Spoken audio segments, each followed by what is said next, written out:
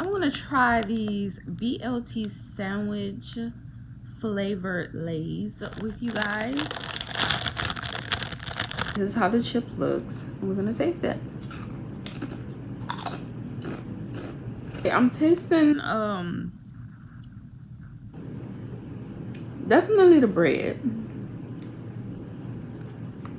Definitely the bread. Let's see. I'm trying to see if I can taste the bacon.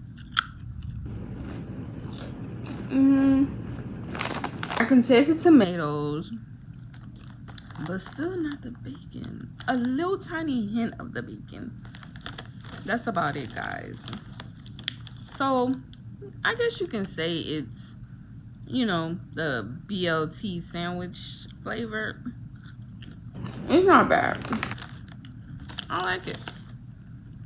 It will go good with a sandwich.